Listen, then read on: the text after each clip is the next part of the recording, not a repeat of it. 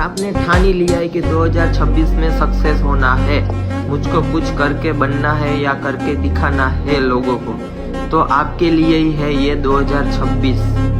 तो जल्दी से जल्दी, जल्द से जल्द आप शुरू कर दे अपना वीडियोग्राफी, ब्लॉगिंग, शॉर्ट्स, जो भी बनाना है वो भी बनाना शुरू कर दो।